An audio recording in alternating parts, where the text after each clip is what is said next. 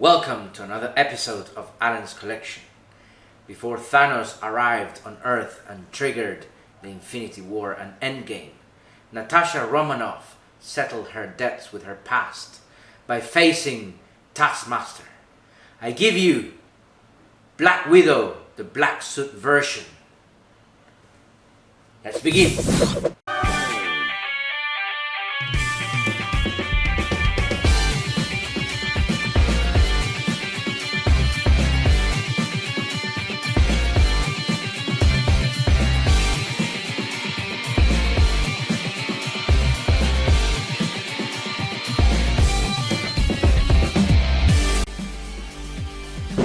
Hot Toys Marvel Studios Black Widow. Okay guys, here we have the outer box of the Hot Toys Black Widow movie masterpiece 16K collectible figure. And of course, this is the black suit version of the movie Black Widow. And of course, Hot Toys also has released a white suit version of Natasha Romanoff. And here we have a combination of sleeve box with flat box. So let's check out the front of the box. First, we can see the Black Widow classic logo, which is a red sand clock-like artwork. And the sand clock red borders have a glossy finish, guys. Moving to the right, we have here in big letters Black Widow, and above we have Marvel Studios. Now let's check out the first side of the box. Here we have some glossy red tech lines, guys, and a glossy Black Widow logo. The rest is black and grey thick lines. Now let's check out the back of the box. And here we have all the legal information and warnings with a black and grey background, guys. Now on the other side of the box, we have, again, red glossy tech lines with the Black Widow logo on this part. And as you can see, we also have an extension of the Black Widow sand clock-like logo. And that's it, guys. That's the outer box part 1. This is the outer box second layer. And as you can see, this second layer includes a flat box. You can open the front to reveal the figure, guys. As you can see, we have here a cool artwork of Black Widow in her black suit version. And she has this very deep look, like she is angry at Dreykov. But she's keeping herself calm in order to overpower him swiftly. And behind her, it looks like an explosion, guys. Probably the Red Room falling apart. Now, if we open the flat box, again we can see part of the flying Red Room falling apart as we saw it in the movie, guys. And in the middle we can see the logo of Black Widow in white letters and the sand clock on the back. Now, checking out the window, you can see the figure itself and some accessories, guys. Let's check out the side of the box. We have a lot of red horizontal lines and the logo of Black Widow on the center with a bullseye behind it. Checking the back of the box, we have a very cool image of the figure itself, which is Natasha Romanoff walking towards you. Below we have a movie quote from Black Widow herself: "I'm done running from my past." Now checking out the other side of the box, it's very much like the first side that we saw just moments ago. It has red horizontal lines and the Black Widow logo in the middle.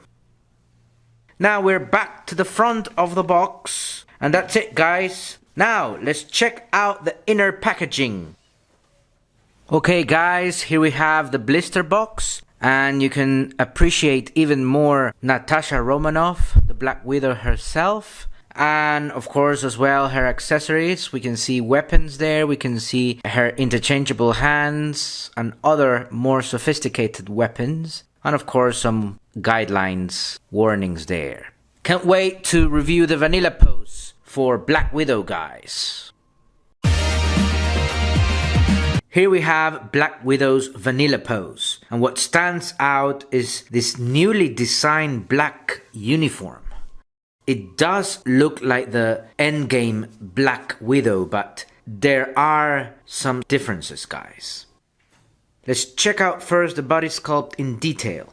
We have here her harness, which is made of rubber material. And this harness stretches to the back.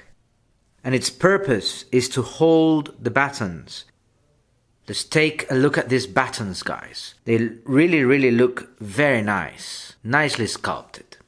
Moving back to the front, we can see rubbery features as well as spandex material. You can also appreciate the zipper, which is fixed. And as you can see, she also has these light gray stripes in the torso. Very cool.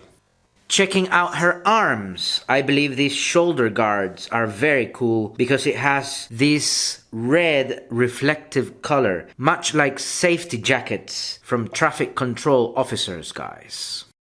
Also, we have spandex material on both of her arms, and I very much like the gold wrist pads, as well as the gold belt on her waist, with the red Black Widow logo on the center of the belt. Very cool.